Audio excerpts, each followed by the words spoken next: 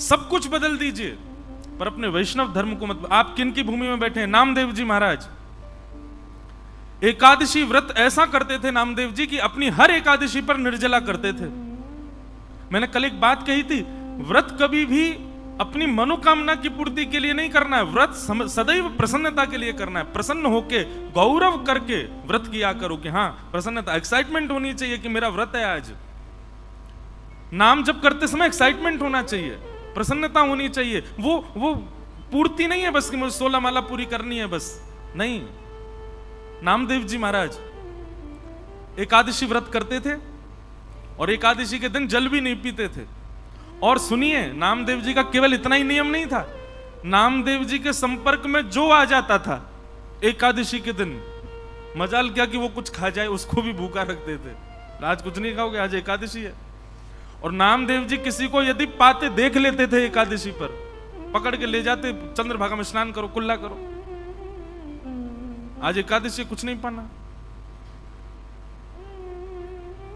एकादशी के दिन अन्न में पाप का निवास होता है। कल एकादशी है, लाखों की भीड़ आएगी कल पंढरपुर में, आज ही दर्शन करे आना सब लोग। अच्छा, मेरा पता नहीं क्यों आज बहुत मन हो रहा था कि अंतिम दिन मैं भी लाइन में लग के जाऊं दर्शन करने। वहीं से चंद्रभागा से सुबह लगे हैं लाइन में। वो भी तो एक सुख है ना। ठाकुर जी प्रतीक्षा करते हैं, लेकिन हम प्रतीक्षा वाले मार्ग से ही नहीं गए तो फिर वो क्या आनंद। जाते जाते एक बार जरूर करके जाना, वो लाइन में 4 घंटा खड़े होके फिर दर्शन। वास्तव में सुख तो तभी मिलता होगा जब 4 घंटे की प्रतीक्षा के बाद प्रियतम दिखाई दे। प्रयास ही नहीं किया और दिख गए, वो प्रेम थोड़े। तो श्री नामदेव जी महाराज की निष्ठा ऐसी थी, वो स्वयं तो व्रत करते थे, किसी और को भी खाने पीने नहीं देते थे। पूरे पंढरपुर में महाराज नामदेव जी की एकादशी निष्ठा का खूब वर्णन होता था। एक बात याद रखिएगा, जब भी आप कोई सद निष्ठा धारण करते हो, सद व्रत धारण करते हो, तो आपकी परीक्षा प्रकृति नहीं स्वयं ठाकुर जी लेते हैं। फिर मैं भी तो देखूं इसका नियम कैसा। एक वैष्णव मुझसे बोले, महाराज जी हम तो नियम ही इसलिए रख रहे हैं कि ठाकुर जी तोड़वाएं, कम से कम ठाकुर जी को इस बहाने हमारी याद तो आएगी। आप कहते हो कि परीक्षा ठाकुर जी लेते हैं, तो ठाकुर जी आए। श्री नामदेव जी की एकादशी थी और श्री पंडरीनाथ महाराज, पंडरीनाथ भगवान एक ब्राह्मण विप्र का रूप धारण करके नामदेव जी के घर पहुंच गए। और महाराज ठाकुर जी जैसी एक्टिंग दुनिया में कोई नहीं कर सकता। एक दीनहीन से ब्राह्मण बनकर के पहुंचे और नामदेव जी के द्वार पर जाकर के ऐसे गिरे। नामदेव जी ने जैसे देखा, अरे कोई विप्र ब्राह्मण आया है, दौड़ करके गए, दौड़ करके उठाया, हाथ पांव कांप रहे हैं, ठाकुर जी के वृद्ध सा रूप धारण करके आए हैं। नामदेव जी ने बिठाया, बोले भगवान कहां से आए हैं और ये आपका स्वरूप ऐसा क्यों हो रहा है, क्या दिक्कत क्या हो गई आपको? ठाकुर जी बोले, बहुत दिन से भूखे हैं हम, भोजन प्रसाद कुछ पाया नहीं है। अरे भैया हमने सुना तुम बहुत बड़े वैष्णव हो, आपके घर पे कुछ बना होगा, हमें पवा दो। नामदेव जी बोले, वो तो ठीक है, पर आज तो एकादशी है, आज कैसे पवा दूं? ब्राह्मण देवता बोले, आपत्तिकालीन मर्यादा नास्ती, आपत्ति काल में मर्यादा नहीं देखी जाती। भाई तुम्हारे सामने किसी के प्राण निकल रहे हैं और उसमें तुम ये देखोगे एकादशी और ये वो है। बोले वो ठीक है, मैं आपको दूध पिला दूंगा, मैं आपको फल खिला दूंगा, लेकिन अन्न तो नहीं खिला सकता। ब्राह्मण देवता बोले, इतने दिन का भूखा प्यासा, दूध फल नहीं खाना मुझको रोटी सब्जी दाल चावल खिलाओ। नामदेव जी बोले, क्षमा करें भगवान, आज एकादशी है, द्वादशी हो जाने तो फिर पवा दूंगा। ठाकुर जी तो और ज्यादा कांपने लगे और कहने लगे, बोले अगर तुमने मुझे नहीं खिलाया तो मेरे प्राण निकल जाएंगे, मेरे प्राण निकल रहे हैं, अरे देखो देखो मेरे प्राण निकल रहे हैं। नामदेव जी बोले, तो फिर अच्छी बात है, एकादशी के दिन प्राण निकलेंगे तो वैकुंठ जाओगे सीधे, लेकिन अन्न तो नहीं खिलाऊंगा। महाराज ठाकुर जी कहने लगे, कैसे व्यक्ति हो तुम, अरे मेरे प्राण निकले जा रहे हैं। आसपास खड़े लोगों से इसको समझाओ, मुझे भूख लगी है, मुझे कुछ पवा दे। आसपास के लोग बोले, आप हमारे घर चलो, ये तो ऐसा ही है, किसी को खुद भी एकादशी करता है, दूसरों को भी नहीं खाने देता, इससे छुप छुप के खाना पड़ता है हम लोगों को। आप हमारे घर चलो, हम खिला देंगे। नामदेव जी बोले अब मेरे सामने आप आ गए, अब मैं जाने नहीं दूंगा, क्योंकि मुझे पता आप जाके खाओगे, और मेरा ये नियम है कि मैं एकादशी पे किसी को नहीं खाने देता, बैठे रहो। भगवान फल खा लीजिए, दूध पी लीजिए, आपसे प्रार्थना, पर अन्न नहीं खाना, आज एकादशी है। ठाकुर जी ने चरम रूप धारण किया और महाराज बिल्कुल ऐसे हो गए, बस प्राण निकल ही रहे, गला पकड़ने लगे, कांपने लगे, शरीर पूरा कंपायमान होने लगा। आसपास के लोग नामदेव जी को सुनाने लगे, अरे नामा वो प्राण त्याग देगा भाई। बोल कोई बात नहीं, बैकुंठ जाएंगे, और मैंने रोका तो नहीं है, फल खा लें, दूध पी लें, अन्न नहीं खाने दूंगा। और ठाकुर जी ने ऐसी स्थिति कर दी महाराज की नामदेव जी के आगे उस विप्र रूप को प्राण त्याग ही दिए। शरीर ठंडा पड़ गया, सांसें रुक गई, नब्ज काम करना बंद, प्राण निकल गए। सब लोग राम राम राम कहने लगे, अरे ऐसी एकादशी काय बात की नामा, तेरे घर पर आकर, तेरी दहली पर आकर के एक ब्राह्मण ने प्राण त्याग दिया। नामदेव जी के नेत्र सजल हो गए, पंडरीनाथ भगवान का स्मरण करके बोले, एकादशी के दिन नाथ आप वैष्णवों के चित्त में विराजमान रहते हैं, आपकी प्राप्ति के लिए एकादशी निष्ठा एक बहुत महत्वपूर्ण कार्य करती है। मैंने उसकी रक्षा के लिए इनको अन्न नहीं खिलाया, पर हैं तो ये ब्राह्मणी, हैं तो एक दीनहीनी, मेरी वजह से इनके प्राण निकले हैं, तो ठीक है, इनके अंतिम संस्कार हम करेंगे, और अंतिम संस्कार में मैं अपने परिवार सहित प्राण त्याग दूंगा, मैं भी उस चिता में बैठ जाऊंगा, क्योंकि मेरी वजह से इनके प्राण गए। और एक चिता तैयार करके वो ब्राह्मण के शव को उस पर रख दिया, और नामदेव जी महाराज और अपने परिवार के रिश्तेदार जो जो एकादशी व्रत में बोले, सब बैठ जाओ चिता पर, हमारी वजह से इनके प्राण गए, हम भी जीवित नहीं रहेंगे।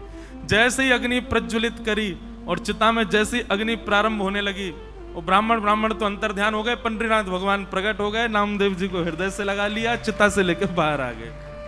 अरे नामा, मैं तो देख रहा था तेरी निष्ठा कैसी, क्या समझ में आया?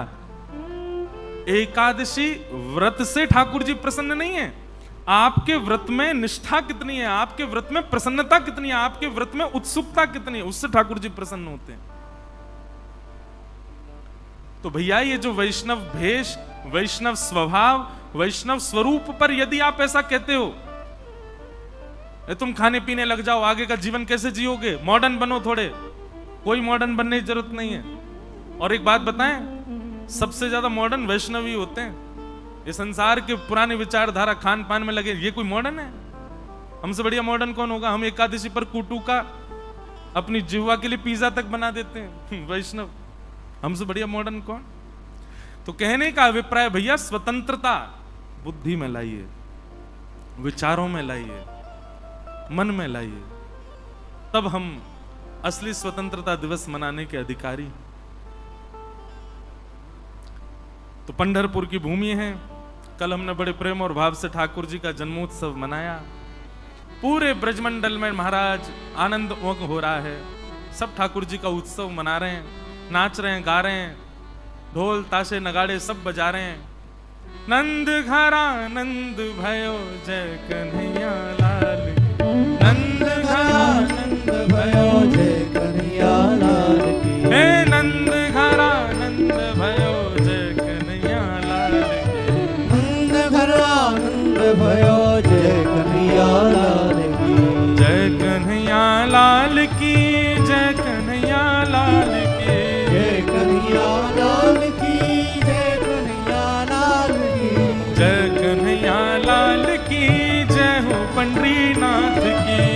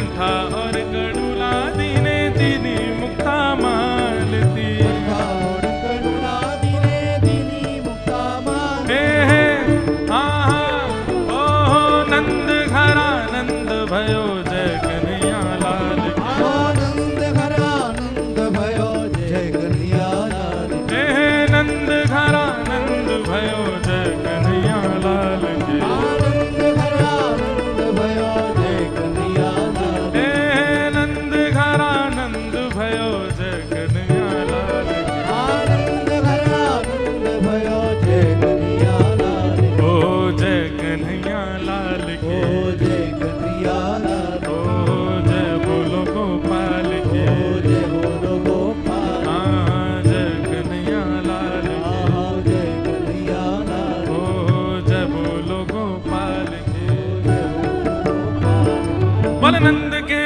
लाला की। पूरे ब्रजमंडल में आनंद उत्सव मन रहा है। ब्रजमंडल के उत्सव की स्थिति केवल इतनी समझ लीजिए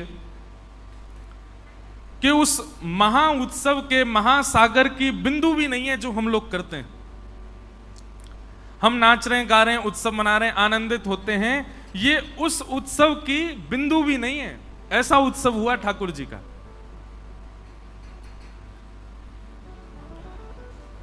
बहुत सावधानी से सुनो। पूरे ब्रजमंडल में आनंद उमग्न हो रहा है, सब नाच रहे हैं, गा रहे हैं। अच्छा एक बात बताओ, लाला एक के घर पे भयो तो फिर सब काहे को नाच रहे हैं?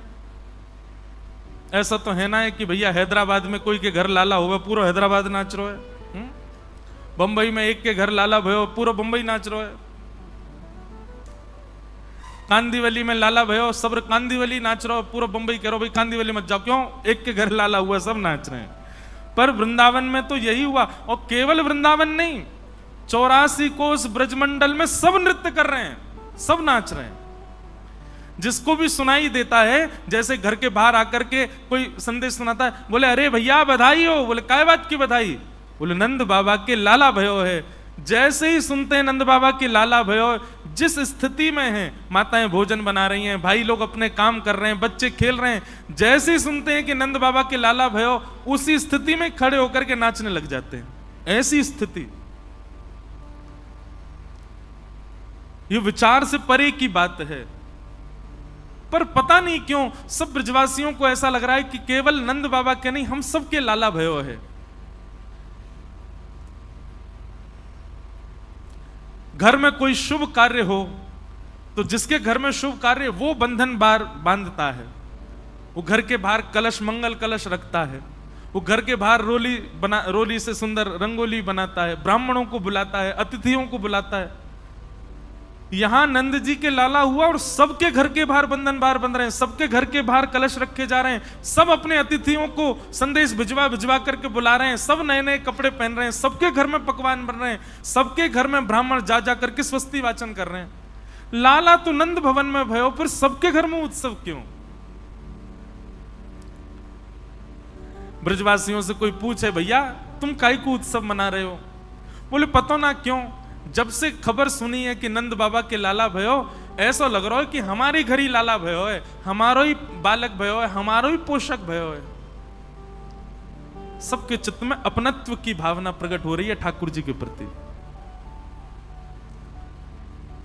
नंद बाबा की स्थिति क्या है? अटारी पर खड़े होकर के जो हाथ पड़ रहा है वही लुटा रहे हैं। ये भी विचार नहीं कर रहे कि ये देना चाहिए कि नहीं। भाई कोई महंगी चीज किसी को देते हैं, कमरे में ले जाकर के गुप्त रूप से उसको बता के करके, और फिर बड़ा सहज, ये इतने की सामग्री आप रखो। नंद बाबा की स्थिति क्या है? लाखों के हार, लाखों के गहने, कछु हाथ पड़ जाए, कोई गलती से नंद बाबा से कहते बाबा मुझको तो एक हाथी चाहिए, मुनीम जी आके काजे हाथी लेके आओ या को हाथी प्रदान करो। ऐसे नंद बाबा है गए। एक बात लिखिएगा, वैसे तो मैं कथा में बताया करता हूं, ठाकुर जी यदि आपके जीवन में आ गए तो आपके हृदय की स्थिति क्या हो जाएगी? सब लोग बहुत सावधानी से सुनो। ठाकुर जी यदि हमारे जीवन में आ गए तो हमारा स्वरूप स्वभाव कैसा हो जाएगा? पहला, तन की सुध नहीं होगी आपको। हमारे परतानी परिवार के सबका तो नहीं पता, मैं तो मिला भी नहीं सबसे, पर कुछ लोगों की स्थिति ऐसी हो गई होगी, वो कब सो रहे हैं कब उठ रहे हैं पता नहीं, वो कब भोजन कर रहे हैं, क्या खा रहे हैं पता नहीं, भोजन में क्या बना, अरे अच्छा ये भी बना था क्या, 4 लोग बात कर रहे थे तब पता चले अच्छा ये भी बना था। क्यों?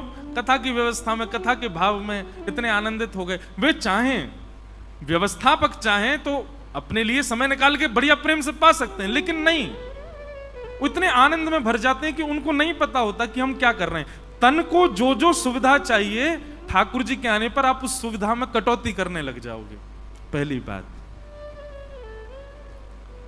आप पहले बहुत सस्ते संवरते थे, ठाकुर जी आ जाएंगे ना, फिर आपको यह भी नहीं पता होगा कि मैंने वस्त्र कैसे पहने, क्या पहने। कोई और टोकेगा, ए भाई तुमने कुर्ता उल्टा पहना है, अच्छा मुझे तो याद ही नहीं था। ऐसी स्थिति हो जाएगी, स्वरूप का भान नहीं होगा। सीधी बात, शरीर की व्यवस्था में जितने भी वस्तु आती सबकी लिस्ट बनाओ, सब अस्त व्यस्त हो जाएगी। ठाकुर जी आ गए तो आप ध्यान ही नहीं रख पाओगे। पहली बात, ठाकुर जी जीवन में आ गए तो दूसरी स्थिति आपकी क्या होगी? संग्रह की भावना खत्म होगी। संग्रह, ये रखूं, ये भी रखूं, ये भी कमाऊं, ये भी कमाऊं, ये भी रखूं, ये भी मुझे मिले, ये भी, ये स्थिति खत्म हो जाएगी। कैसी हो जाएगी? तू भी ले, तू भी ले, ए तू कहां जाता, तू भी लेके जा। सबको बांटने का मन करेगा, बांटने की स्थिति प्रकट हो जाएगी। कोई कहेगा 1 दोगे आप 5, ये ठाकुर जी के आने पर होगा, लुटवा देंगे सब कछु। ऐसी स्थिति कर देते हैं ठाकुर जी। ठाकुर जी जीवन में आएंगे तो संग्रह की स्थिति खत्म हो जाएगी, दान का स्वभाव प्रकट हो जाएगा। 2 बातें हो गई। ठाकुर जी जीवन में आएंगे तो तीसरी स्थिति क्या होगी? इतना भाव आ जाएगा मन में कि कोई इतना भी आपसे कह देगा ना, मैं तो आ रहा था, बहुत जोर से धूप लग रही थी, अब छतरी थी नहीं तो धूप में ही चलता हुआ आ गया। अब उसने सामान्य बात कही पर आपके नेत्रों से आंसू गिरने लगेंगे, इतनी दया हृदय में उमड़ने लग जाएगी। एक बात याद रखिएगा, ये पैरामीटर है ठाकुर जी से समीपता और दूरी का। कोई कितना भी अपनी दयनीय बात बतावे और आपके नेत्रों में सजलता क्या, आपके चित्त में दया भी ना आवे, तो समझो ठाकुर जी बहुत दूर हैं आपसे। और कोई सहजता बता दे कि मैं तो चलते चलते फिसल गया, गिर गया, मेरे तो कमर में लग गया, इसी बात से आपके नेत्र सजल हो जाएं, बहुत समीपता है ठाकुर जी की। समझ में आई बात? अत्यंत सरल भाव सुनकर के भी आपका हृदय भर आवे तो समझो ठाकुर जी जीवन में आ गए हैं। और किसी के अत्यंत दयनीय स्थिति सुनकर के भी पत्थर हृदय बना रहे तो समझो ठाकुर जी बहुत दूर हैं अभी आपसे। तो तीसरी स्थिति क्या होगी? ठाकुर जी जीवन में आएंगे तो हृदय भाव से भर जाएगा, हृदय भाव से भरेगा। ये सब लिखने वाले पॉइंट हैं। चौथा पॉइंट, ठाकुर जी जीवन में आएंगे तो क्या होगा? किसी दूसरे की उपलब्धि खबर सुनते ही आप नाचने लगोगे, आपको अच्छा लगेगा, आप प्रसन्न हो जाओगे, मन करेगा वाह ठाकुर जी बड़ी कृपा आपने, जो भले ही अपना बालक फेल हो गया हो लेकिन दूसरे का कोई बालक श्रेष्ठ बन गया है, दूसरा व्यक्ति आपसे आगे निकल जाए, आपको उससे ईर्ष्या नहीं प्रसन्नता होगी। ऐसी स्थिति हो जाएगी ठाकुर जी जीवन में आ गए तो। कुछ पॉइंट्स हैं ऐसे, ठाकुर जी जीवन में आए तो क्या क्या होगा। कितने पॉइंट हो गए? कितने? जोर से बोलो। और सोने वालों को कोहनी मार दिया करो, पुण्य मिलेगा। सत्य बता रहे हैं, 1 गोवर्धन की परिक्रमा का पुण्य मिलेगा आपको। और सुनो, जो बेचारा जग के कथा सुनना उसमें कोहनी मारी तो फिर पुण्य कम होगा, जबरदस्ती कोहनी नहीं मारना। अच्छा एक बात बोलूं, आज मुझसे कोई बोला, बोले महाराज जी आप कल कह रहे थे, परसों शिकायत कर रहे, कौन कौन लोग हैं बताओ तो। मैंने कि देखो हैं तो 2-3 ही लोग, पर 2-3 के चक्कर में पूरी क्लास को डांट पड़ती है। अब कौन है वो तो नहीं बताऊंगा, जिस दिन कथा पूरी करके जाऊंगा उस दिन छेड़ जाऊंगा उनको, तुम ही थे। ठाकुर जी जीवन में आएंगे तो पांचवी स्थिति क्या होगी? दूसरों में दोष नहीं दिखेगा, सब में गुण दिखाई देगा। मेरी लाख बुराई आपसे कोई कर दे, लेकिन मैं जब आपके सामने आऊंगा तो आपको वो दोष, अभी स्थिति क्या होती है कि एक बहुत विशेष व्यक्ति है, बहुत बड़े संत हैं, पर उनकी आपसे किसी ने 5 बुराइयां कर दी, उन संत के आने पर वो 5 बुराइयां दिखने लगेंगी आपको। हाँ सही कह रहा था, ऐसे ही है ये ऐसे ही है। लेकिन ठाकुर जी जीवन में आ जाएंगे तो कैसी स्थिति हो जाएगी? लाख बुराई आपसे कोई कर दे, पर वो व्यक्ति जब आपके सामने आएगा जिसकी बुराई आपने सुनी है, आपको तब उसमें गुण ही दिखेगा। और आप उस व्यक्ति से कहोगे जो दोष बता रहा, भाई तू इतने दोष बता रहा था पर मुझे तो वो अच्छा ही लगा। तुझे तो सभी अच्छे लगते हैं। सब अच्छे लगने लग जाएं, सब गुणवान लगने लग जाएं, ठाकुर जी के आगमन का एक सूचक है, एक द्योतक है। यही स्थिति हो गई नंद बाबा की, यही स्थिति हो गई है यशोदा मैया की। अरे यशोदा मैया पूतना जैसी अनजान को भी लाला पकड़ा दे रही है अपना।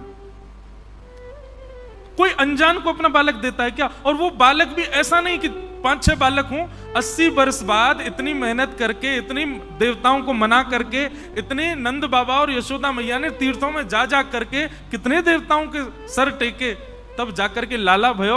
और वो 6 दिन के हुए हैं और एक अनजान सामने आ गई है पूतना, भले ही कितनी भी सुंदर हो, यशोदा मैया ने पकड़ा दिया। इसका मतलब क्या है? ठाकुर जी जीवन में आए हैं इसलिए ऐसी स्थिति होगी यशोदा मैया की। सब गुणवान दिखने लगते हैं। बस एक बात कहूं, ठाकुर जी जीवन में आ गए तो 6वां पॉइंट लिख लेना, सबसे विशेष है। दुनिया आपको पागल घोषित कर देगी।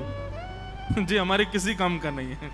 अच्छा, पागल घोषित क्यों करेगी उसके पीछे भी कारण सुनो। क्योंकि संसारी जैसे गुण नहीं है ना फिर आपके, आप अब ऑर्डिनरी हो गए हो, अब आप सामान्य नहीं बचे हो।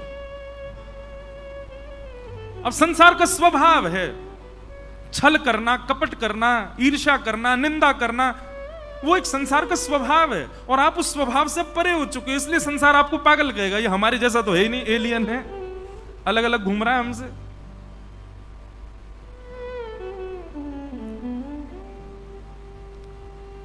मीराबाई से एक मनचले व्यक्ति ने कहा कि आप संतों की आज्ञा मानती हैं? मीराबाई बोली हाँ। एक संत ने मुझे आज्ञा की है, क्या? कि आप मेरे साथ सो जाओ। अब मीराबाई परम वैष्णवी हैं। मीराबाई कहती हैं आपको किसी संत ने आज्ञा की? बोले हाँ। ठीक है, संत की आज्ञा है तो मैं स्वीकार करती हूं। कैसे? हजारों भजनानंदी संत बैठे थे, बोले इन्हीं के बीच में ही विराजो मेरे पास, सबके बीच में विराजो। जब संतों की आज्ञा है तो फिर संतों को भी कोई भाव नहीं आएगा ना। उस व्यक्ति का हाथ पांव कांपने लगे, चरणों में गिर गया, कान पकड़ दिए, क्षमा कर दो मुझे, मैंने तो आपको ऐसे ही भाव से देखा, पर आपका भाव तो बहुत उच्च हो चुका है। वैष्णव होना बहुत बहुत बहुत उच्च प्रकार की बुद्धि का प्राप्त हो जाना है। फिर संसार जैसे लक्षण नहीं रहेंगे आप में। ठाकुर जी जीवन में आ जाएंगे, आप वैष्णव हो जाओगे तो संसार के आचार विचार व्यवहार जैसा भाव नहीं रहेगा आपका, आप उससे परे हो जाओगे। अच्छा एक बात, इसमें कई लोगों को ऐसा लग सकता है कि ठाकुर जी के जीवन में आने के बाद हम क्या बिल्कुल वैसे हो जाएंगे? मतलब क्या बोले उसको, चतुर का उल्टा क्या होता है? भोला। क्या हम बिल्कुल भोले भाले हो जाएंगे? मतलब हमारे साथ कोई कुछ भी कर जाए? नहीं, अत्यंत विवेकी और हो जाओगे आप। आपको पता चल जाएगा व्यक्ति के केवल राम कृष्ण हरि, ये 3 शब्द उसने आपसे बोले, उसके स्वर से, उसके शब्द से ही आप पता कर लोगे कि इसके मन में विचार जो है वो उचित नहीं है। और कोई व्यक्ति संसारी बात करेगा तो भी आपको पता चल जाएगा कि ये व्यक्ति परम वैष्णव है। इतना विवेक प्रदान करता है ठाकुर जी का सत्संग। और ये बात मैं नहीं कह रहा हूं, शास्त्र क्या करते हैं। जाढ्यम धियो हरति सिंचति वाच सत्यम, मानोन्नति दिशतु पापम पाकरोति, लक्ष्मी तनोति वितनोति च दिक्षु कीर्ति, सत्संगति कतय किम न करोति पुंसा। सत्संग सब प्रदान करता। तो नंद बाबा के यहाँ लाला भयो है, सब नाच रहे हैं, गा रहे हैं, आनंद मना रहे हैं, सब उत्सव मना रहे हैं। सबको यही लग रहा है कि भैया हमारे घर ही लाला भयो है। आहा,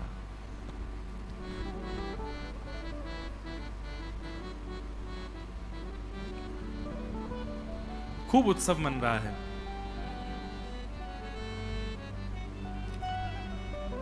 अवाद्यंत विचित्राणी वादित्राणी महोत्सवे। विचित्र विचित्र वाद्य बजा करके सब ब्रजवासी नाच रहे हैं, गा रहे हैं, उत्सव मना रहे हैं। 1 वर्ष तक उत्सव मनता रहा। और 1 वर्ष का उत्सव कैसा था? बहुत सावधानी से सुनिए। 1 वर्ष का उत्सव ऐसा नहीं था कि आज जैसा उत्सव मना है तो कल धीरे धीरे उत्सव में कमी आती जा रही हो, नहीं, बल्कि उल्टा था। आज जैसा उत्सव कल उससे अधिक हो रहा है, परसों उससे भी अधिक हो रहा है, तरसों उससे भी अधिक हो रहा है। नित्य वर्तमान उत्सव चल रहा है वृंदावन में। सब नाच रहे हैं, गा रहे हैं, उत्सव मना रहे हैं। कंस के द्वारा भेजी गई एक राक्षसी पूतना वृंदावन को आई, गोकुल में आई है। अच्छा, एक संत के प्रवचन हम सुन रहे थे, वो बहुत अच्छी बात कह रहे थे और प्रमाणित करते हुए कह रहे थे कि नंद नंदन और देवकी नंदन कृष्ण कोई अलग अलग नहीं है, एक ही है। कई लोग ऐसा मानते हैं कि श्री ठाकुर जी का जन्म देवकी मैया के गर्भ से हुआ, यशोदा मैया के गर्भ से नहीं हुआ। ऐसा नहीं है। उनका भाव ऐसा था कि यशोदा मैया ने, अब प्रमाण तो उन्होंने श्लोकों के दिए, श्लोक मुझे अभी स्मृति में नहीं, पर प्रमाण ऐसा दिया कि श्री यशोदा मैया ने एक बालिका को जन्म नहीं दिया है, 2 जुड़वा बालक जन्मे हैं, एक पुत्र और एक पुत्री। और पुत्र कौन है? बोले नंद नंदन कृष्ण है। और पुत्री कौन है? बोले योग माया। तो जब वसुदेव जी अपने लाला को लेकर के यशोदा मैया के पास आए तो कहीं वसुदेव जी के चित्त में यह भाव नहीं आ जाए कि यशोदा मैया के पास तो लाला है, मैं अपनो लाला काहे को दे के जाऊं। तो योग माया ने ऐसी दृष्टि कर दी कि वसुदेव जी को दूसरा लाला दिखाई नहीं दियो, उनको केवल लाली दिखाई दी। तो वसुदेव जी ने जैसे ही अपने ठाकुर जी अपने लाला पधराए तो देवकी नंदन कृष्ण जो हैं वो नंद नंदन कृष्ण में विलीन हो गए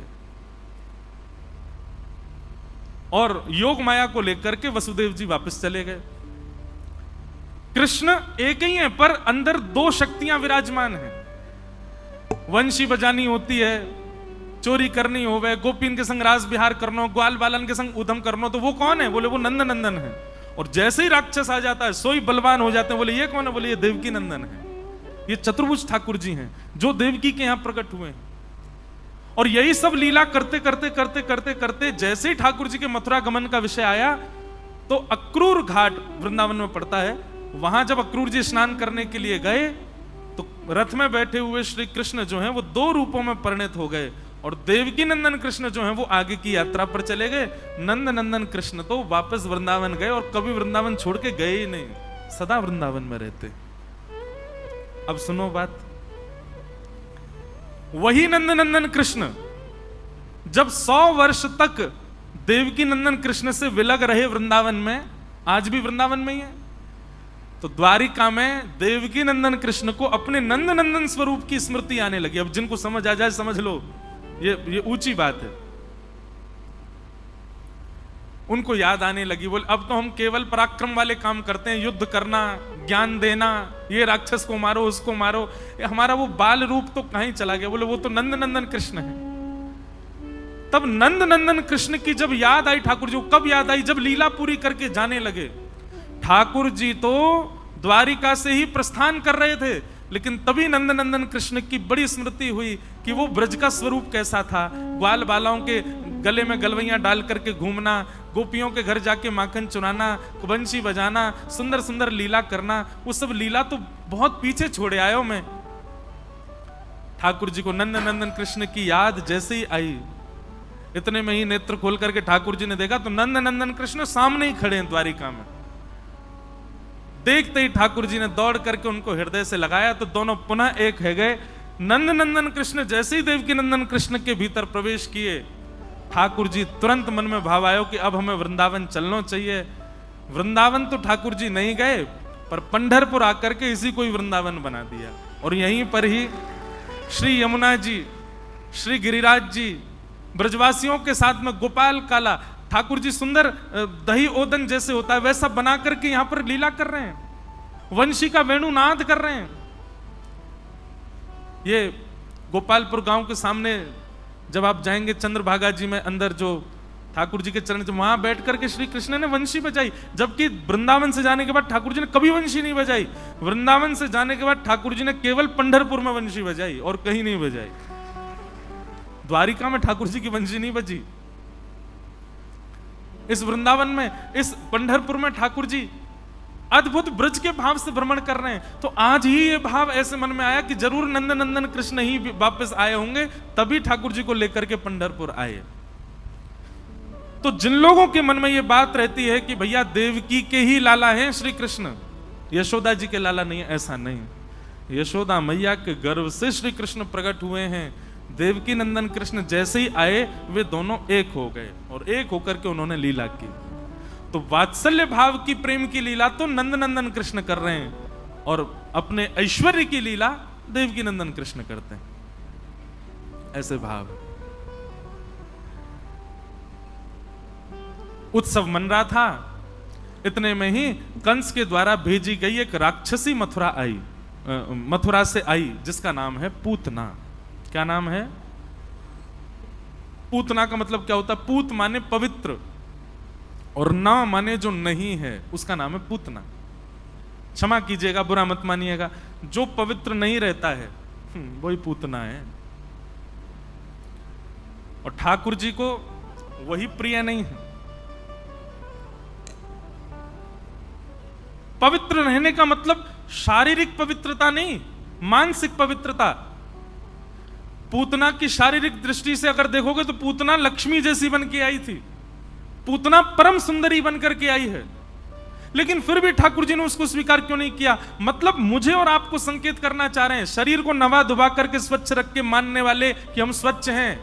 पूतना बहुत सुंदर थी, बहुत स्वच्छ थी, लेकिन फिर भी ठाकुर जी ने उसको स्वीकार क्यों नहीं किया? हृदय और मानसिकता में अपवित्रता थी। तन साफ करना आवश्यक नहीं, मन में पवित्रता, मन में स्वच्छता होनी चाहिए। पंढरपुर इस बात का प्रमाण है। आप कैसी भी स्थिति में हो, हाथ धुबे भी नहीं है तो भी ठाकुर जी आपको स्वीकार कर रहे हैं, आओ हमारे चरण छुओ। इस बात से ठाकुर जी प्रमाणित करते हैं कि आपके तन की स्थिति कैसी, इससे मुझे फर्क नहीं पड़ता, पर मेरे चरण छूने के बाद भी मैं परब्रह्म हूं, यह साक्षात्कार तुमको तभी होगा जब तुम्हारा हृदय पवित्र होगा। नहीं तो ऐसे ही लगेगा किसी पाषाण को छू करके हम बाहर आ गए। कल, वैसे तो बतानी नहीं चाहिए किसी संत के अनुभव की बात, पर कल हम रात्रि दर्शन करने गए पूज्य श्री दत्त धाम वाले महाराज जी के साथ।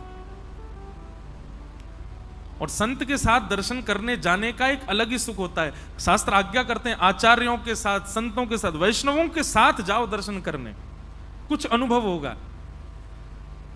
महाराज जी ने जैसे ही गर्भगृह में प्रवेश किया तो मैं आगे चल रहा था, उनका स्पर्श का भाव रहता है, कोई स्पर्श ना करे तो मैं भी हटाता चला। मैंने पंडरीनाथ भगवान को प्रणाम किया, बलैया ले ली। पहले दिन मुझको पुजारी जी बोले ऐसे मत करो, मैंने कि सुनो सबके लिए रोक दो, इसके लिए मत रोको। मैंने हम ब्रज से आए हैं, लाला की बलैया तो लेंगे, तो अब वो नहीं रोकते मुझे, मैं रोज बलैया लेता हूँ लाल जी की। तो जैसे ही दर्शन करके मैं किनारे हुआ तो महाराज जी आए, पूरा शरीर कंपायमान ठाकुर जी के आगे आते ही, और बस एक टक श्री पंडरीनाथ भगवान के चरणों को ही देख रहे थे महाराज जी। नेत्र लाल पड़ गए। एक क्षण के लिए ऐसा अनुभव हो रहा था कि मानो श्री पंडरीनाथ भगवान उनसे कुछ वार्ता कर रहे हैं।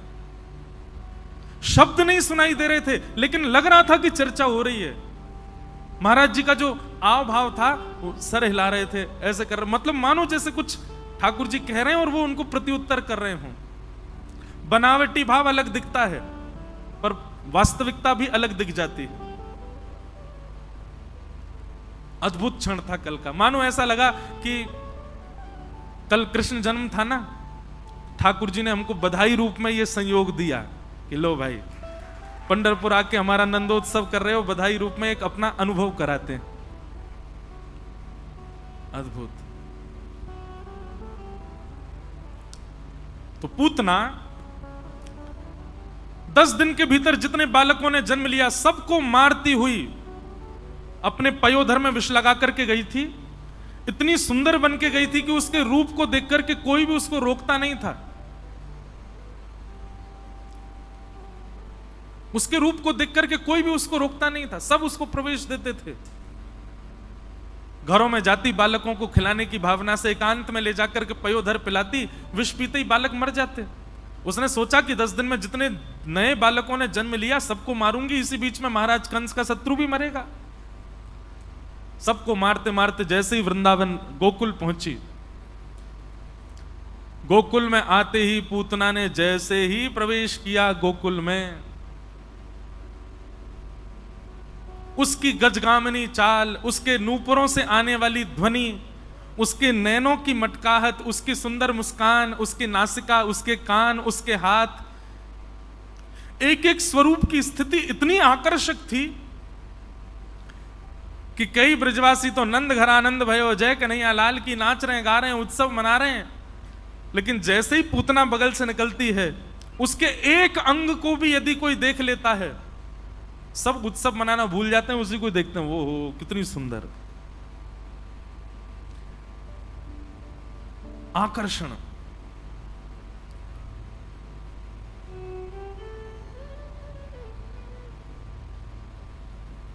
सबको मोहित करती हुई जा रही है। मैं कहता हूं कई ब्रजवासी बालक तो अपनी मैया के पास गए, मैया तू पीछे पड़ी रहे, ब्याह कर ले, ब्याह कर ले, ब्याह, मेरो ब्याह करा दे मैया। बोले अच्छा, छोरी ढूंढ ली थे ना? बोले हाँ मैया ढूंढ ली। कौन है? बोले वो आ रही, देख भाई ते करूंगा ब्याह मैया, देख कितनी सुंदर। पूतना का रूप इतना सुंदर कि सब आकृष्ट होते जा रहे हैं। और केवल पुरुष ही नहीं, गोपियां भी आकर्षित हो रही हैं। भागवत जी में वर्णन करते हुए कहते हैं कि गोपियों ने जब पूतना को देखा तो गोपियां मन में विचार कर रही हैं, अरे बहन देखो, ये नंद जी को लाला याकू देख करके तो हमको ऐसी लगी कि जे तो कोई नारायण भगवान तो नहीं है, और आज देख हमारी बात पे मोहर लग गई, वह नारायण को दर्शन करवे साक्षात लक्ष्मी आई है। ऐसी सुंदर ना कभी देखी, ना कभी सुनी, ना कभी सोची, इतनी सुंदर पूतना। पूतना ने जैसे नंद भवन में प्रवेश किया, यशोदा मैया भी आकृष्ट हो गई उसके रूप पर। पूतना ने जाकर के मैया से थोड़ी देर बात की, जैसे ही भुजा आगे करी, मैया को भरोसा हो गया, ठाकुर जी उसके गोद में दे करके, तभी कुछ गोपी आई, मैया को ले गई, मैया उठ के बाहर चली गई। इतना विश्वास भरोसा हो गया कि कुछ नहीं करेगी, अच्छे घर की लग रही है। कभी भी किसी के प्रभाव पर मत जाइए, सदैव स्वभाव देखो। संसार बहुत खतरनाक है बंधुओं, और अब तो आपको बताएं, ज्यों ज्यों कलयुग आगे बढ़ रहा है ना, त्यों त्यों लोग और ज्यादा खतरनाक होते जा रहे हैं। वो दिखाएंगे ऐसा कि वो वैष्णव है, वो दिखाएंगे ऐसा कि वो भक्त हैं, वो दिखाएंगे ऐसा कि वो पंढरीनाथ के परम वैष्णव महापुरुष हैं, पर अंदर भाव में पूतना है, दिखा रहे हैं, बस दिखावा है, प्रभाव है, स्वभाव नहीं है।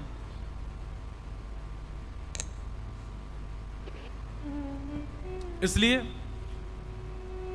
गुरुजनों की वाणी सुनते रहा करो, सत्संग करते रहा करो, ये आपको विवेक बुद्धि प्रदान करेगी। कोई कितना भी सुंदर हो, आप सत्संगी हो ना, तो आप इतना दोष नहीं देखोगे, पर इतना जरूर समझ जाओगे कि ये संग रहने लायक है कि नहीं, ये कहीं हमारी भक्ति में विक्षेप तो नहीं डाल देगा।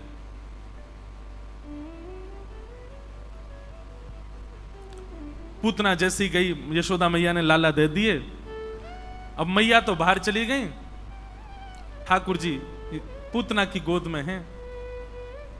कितनी बड़ी दुर्भाग्य की बात है, पूतना ने रूप सुंदर बनाया सबको आकर्षित करने के लिए, सब आकर्षित हो गए, पर सच में जिसको आकर्षित होना चाहिए था वही नहीं हुए। ठाकुर जी ने नेत्र बंद कर लिए। 6 दिन के लाला अपने छोटे छोटे हाथन से ऐसे आंख बंद करके लेटे हैं पूतना की गोद में। सब रीझ जाएं, ये कभी मन में भाव मत रखो। क्योंकि संसार बड़ा खतरनाक है। आज आपसे रीझ रहा है, कल आपकी हल्की सी गलती पर सब आपका त्याग भी कर देंगे। आज आप कितने भी प्रिय बन जाओ, बच्चों के, पत्नी के, पति के, परिवार के, आपको लगेगा ये सब मुझसे कितना प्यार करते हैं। एक गलती करके देख लो, नाटक में ही करके देख लो, ऐसी गलती जिससे परिवार हिल जाए। कोई आपसे पूछने भी नहीं आएगा क्यों किया, उससे पहले सब अविश्वास करके त्याग देंगे आपको। ऐसा है संसार। पूतना ने रूप तो सुंदर बनाया, वस्त्र तो सुंदर पहने, पर उद्देश्य सबको रिझाना था, परमात्मा को रिझाना नहीं था।